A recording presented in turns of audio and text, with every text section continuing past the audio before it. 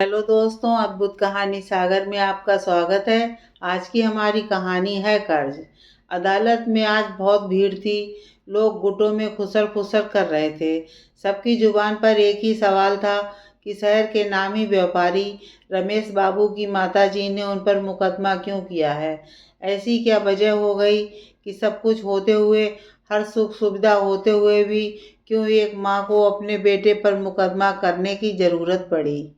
जरूर रमेश बाबू माँ को सताते होंगे, वरना कोई भी माँ अपने बेटे के खिलाफ मुकदमा क्यों करती। जैसे जैसे समय बीतता जा रहा था, भीड़ भी बढ़ती जा रही थी और साथ ही बढ़ रहा था शोर। तभी जज साहब का आगमन हुआ और ऑर्डर ऑर्डर की आवाज़ गूंजने लगी। उस आवाज़ के गूंजते ही सब शांत हो गए। केस की जिरह शुरू हुई। दोनों पक्ष के वकीलों ने अपना पक्ष रखा और रमेश बाबू की माताजी शांति देवी को कटघरे में हाजिर होने का ऐलान हुआ। एक सभ्य सी औरत अपनी कुर्सी से उठकर कटघरे की तरफ बढ़ने लगी। यही कोई 70 साल की महिला थी।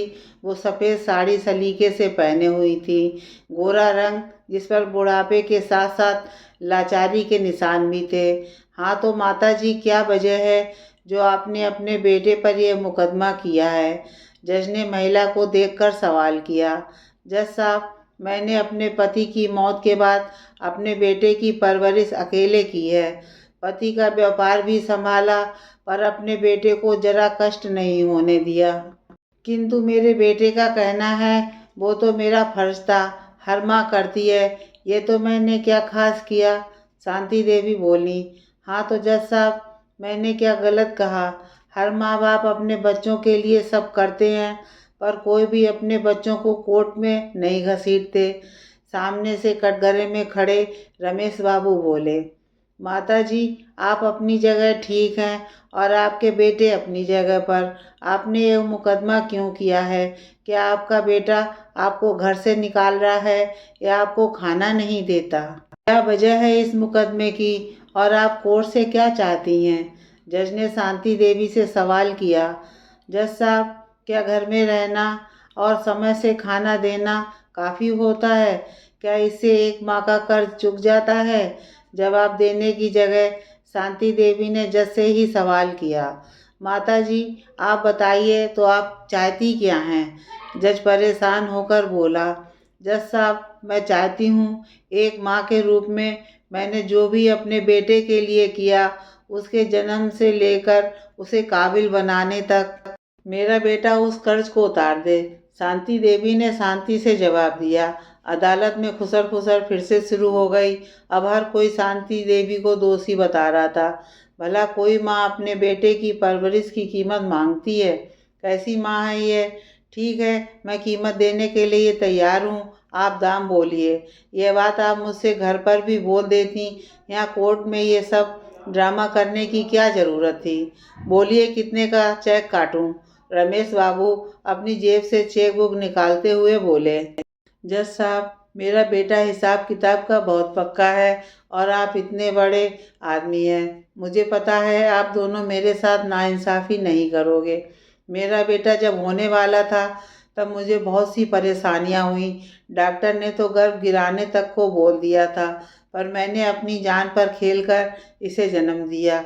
ये दूसरे बच्चों से हर चीज़ में कमज़ोर था, इसलिए इसका कोई दोस्त नहीं बनता था। मैं इसकी दोस्त बनी।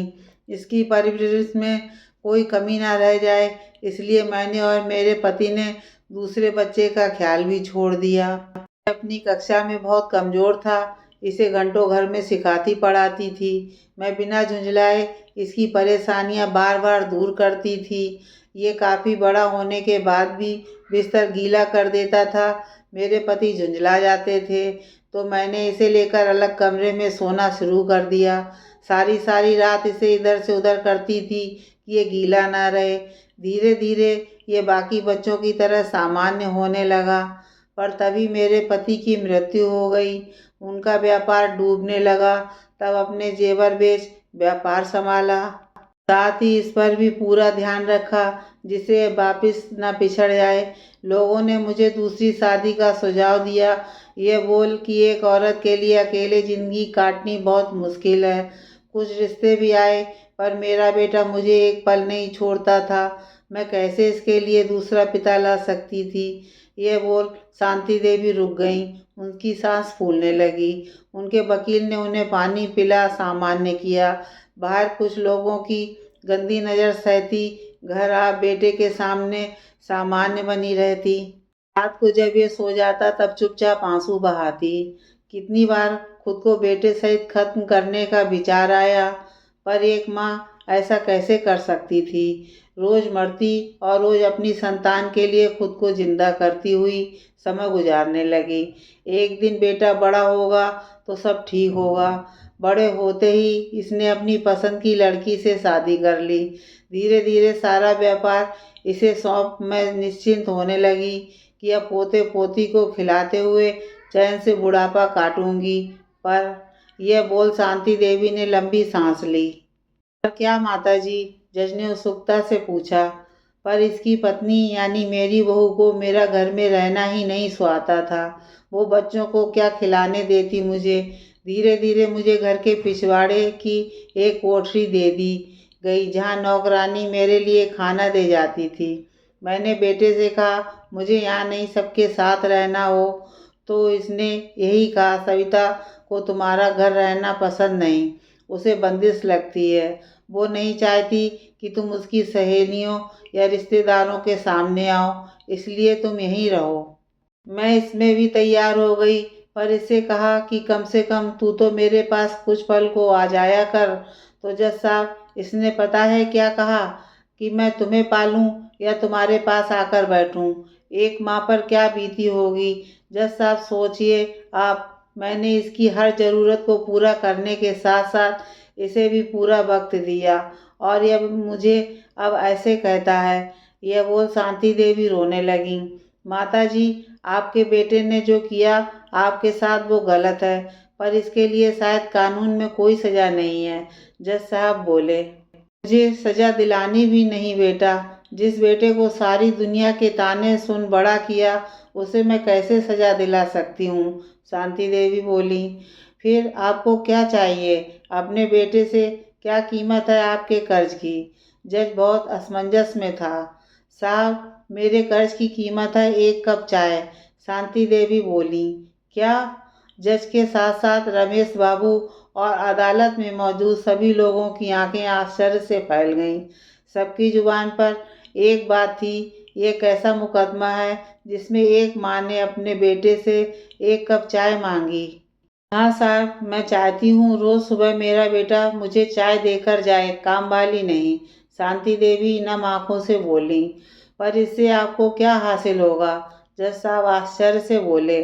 जज साहब, एक माँ कैसे बताए उसे उस एक कप चाय से कितना सुकून मिलेगा जो उसका बेटा उसे आकर पिलाएगा। इसी बहाने कम से कम मैं रोज बेटे को तो देख पाऊंगी, वरना तो महीनों ये मेरे पास नहीं आता। उस एक कप चाय के बदले मैं अपने बेटे के सिर पर हाथ रख उसे आशीर्वाद तो दे पाऊंगी। इसी बहाने उसे छूकर भी देख लूंगी। उस एक कप के बहाने कम से कम मेरा बेटा ये तो देख लेगा मैं जिंदा भी हूँ या उसकी बाट ज्योति चली गई। शांति देवी ने नम आंखों से कहा। शांति देवी की बात सुनकर अदालत में हर एक की आंखें नम हो गईं, क्योंकि कहीं ना कहीं सब जिंदगी की जद्दोजहद में अपने बूढ़े माँ बाप को सबसे ज़्यादा नज़रअंदाज करते हैं। सभी अपनी अपनी आंखें पोंछने लगे। उन सभी में जज साहब भी थे। तभी वहाँ एक आवाज़ हिचकियाँ ले रोने की गूंजी। सबके सब उस दिशा में देखने लगे। रमेश बाबू कटघरे में बैठे जोर जोर से रो रहे थे।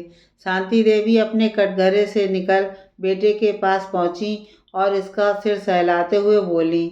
लगता है ज़्यादा कीमत मांग ली मैंने अपने बेटे से, जिसे देने में वो असमर्थ है। नहीं माँ, मुझे माफ़ कर दो।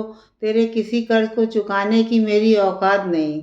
मेरी क्या किसी बेटे की औकात नहीं है, पर तुम उसे बदले में बहुत कम चाह रही है। अब तेरा ये बेटा सिर्फ तेरे लिए चाय लाएगा ही नहीं, तेरे साथ पिएगा भी, खाना भी खाएगा। क्योंकि अब तू घर के पिछवाड़े में नहीं, हम सबके साथ घर में रहोगी, हमारे साथ खाओगी पियोगी। रमेश बाबू माँ के कदमों से लिपट जोर जोर से रोते हुए बोले। ना मेरे बच्चे, रो मत, मैं तो बस तुझे देखना चाहती हूँ। समय का कुछ नहीं पता, मैं आज हूँ कल नहीं। इस हसरत के साथ नहीं मरना चाहती कि मैं बेटे को देखे इतने दिन हो गए, बल्कि मरते वक्त मैं एक सुकून के साथ मरना चाहती हूँ। शांति देवी बेटे को सीने से लगाती हुई बोली। अब पूरी अदालत में सिर्फ सिसकियां गूंज रही थीं। जज साहब को अब फैसला सुनाने की ज़रूरत ही नहीं थी, क्योंकि दोनों पक्षों में समझौता जो हो गया था। अब तो उन्हें घर भागने की जल्दी थी, क्योंकि उनकी माँ भी जाने कितने दिनों से उनका चेहरा देखने को तरस रही थी।